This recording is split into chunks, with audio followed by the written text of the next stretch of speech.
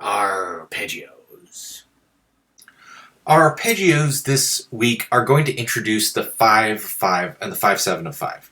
A 5 of 5 is basically a souped up 2, and a 5-7 of 5 is basically a souped up 2-7 chord. They look and act very similar to these chords, in so much as they lead to a 5 chord. 2 and 2-7 like to go to 5, and so do 5 of 5 and 5-7 of 5. Except that these of 5 chords, instead of using fa, they use fi. And that's going to make this very beefy, strong leading chord. 5 of 5 is going to use re, fi, la. 5-7 of 5 is going to use re, fi, la, do. And notice that changing fa to fi creates a major chord or 7th with a dominant quality. If you're in this key, here's your 2 chord.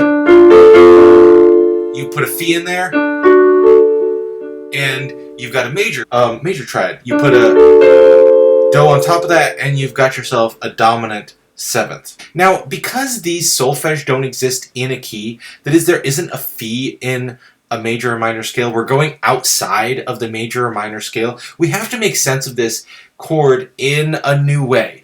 We make sense of this chord by saying it's an applied dominant. It doesn't exist in the key. It's an applied dominant. We mean by that it's briefly in the key of something else. You're briefly in the key of 5. So if you're in the key of C major, you think of re, fi, la, do, which would be D, F sharp, A, C, as being briefly in the key of G. That F sharp doesn't exist in the key of C. That F sharp does exist in the key of G. So you're briefly in the key of G, the key of your 5 chord, because D, F sharp, A, C is 5-7 of G.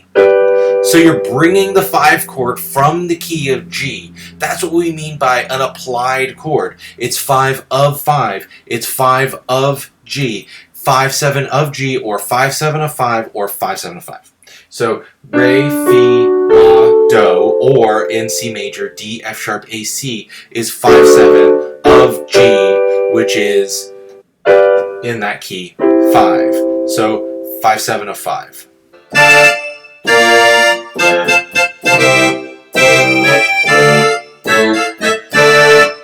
To be clear, that's funny because that's from the soundtrack to Pirates of the Caribbean. That's funny, right?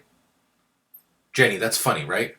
Now we're going to do 2 arpeggio sequences that contrast the 2-7 chord and the 5-7 of 5 chord. This first one goes through a 1-2-7, 5-7, 1 progression, and then does the same thing with a 5-7 of 5.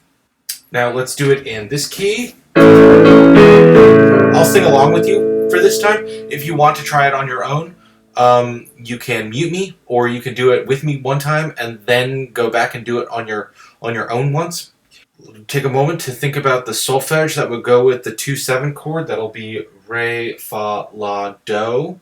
And then, of course, so, ti, re, fa with the 5-7. And then it'll be re, fi, la, do with the 5-7 of 5. 1, 2, ready, and do, mi, so, mi, do. Re, fa, la, do, la, fa, re. So, ti, re, fa, re, ti, so. Do, mi, so, mi, do. Re, fi, la, do, la, fi, re. So, ti, re, fa, re, ti, so. Do, mi, so, mi, do. What's a pirate's favorite chromatic solfege? It be the C. It always be the C. Now this next one, I will play just an accompaniment. I won't sing along. I want you to figure it out on your own. However, note that what we've got first is a 2-6-5 chord. So that's going to be a 2-7 chord with fa in the bass. So your solfege will be fa, la, do, re. And then immediately after that, I changed that to a 5-6-5 of 5. So now the bass will be fi. So your solfege will be Fi, La, Do, Re. And then we go to a 5/7 chord going to a 1 chord. So you'll hear this immediate juxtaposition of the 2/6/5 with the 5/6/5 of 5, where you're changing the Fa of the former to the Fi of the latter.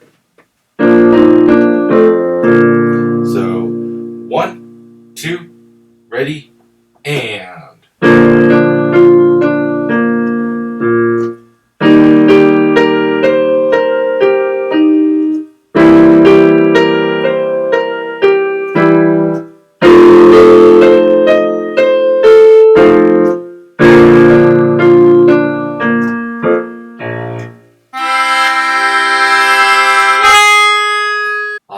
The C. Now we're going to do the arpeggios to a real song, Feed the Birds, from Mary Poppins. The chord progression is, for the chorus, is this.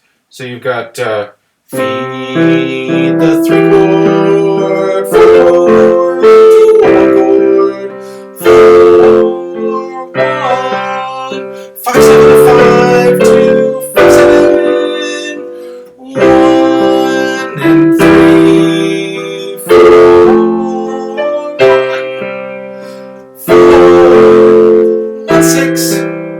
Okay, now 6/4 to 5/2 1. Practically perfect in every way. And then, of course, there's the beautiful verse in between where we won't do that quite yet. Let's just focus on the arpeggios that go with the chorus. So let's sing these through together. 1, 2, 2, ready, and do mi so mi so ti so mi, fa la do la fa, do mi so mi do, to the 4 chord, fa la do la fa, do mi so mi do, re fi la do la fi re, so ti re fa re ti so, do mi so mi do, mi so ti so mi, fa la do la fa, do mi so mi do, fa la do la fa, mi so do so mi, so do mi do so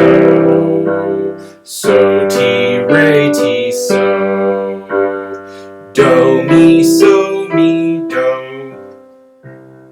Now what I want you to be able to do is sing along that with me playing the actual song. So I'll go like this. And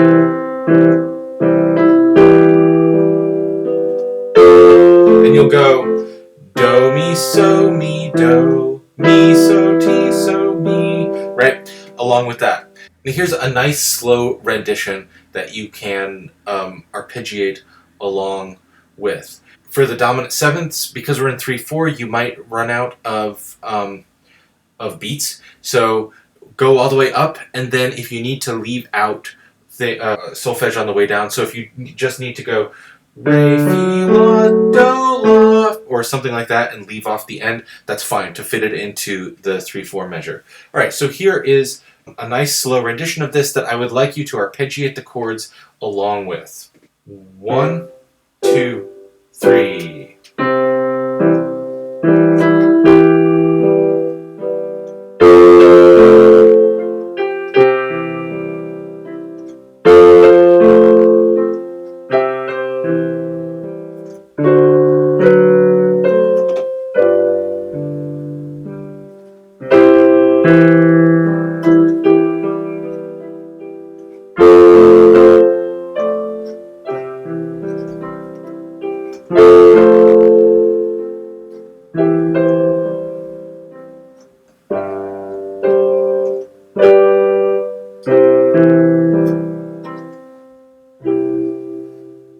But also feel free to use the Julie Andrews recording if you want to be a little more sophisticated than my electric piano version.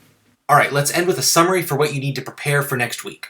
Well, for your appointments, the melody part is 1160, 1166, and 1188 in the Karpinski, along with Maria and A Train. If you are an asynchronous person, I want you to record them all, and we'll grade the 3 best, including Maria. So we're definitely grading Maria, and then we'll grade the 2 other that best represent your performance.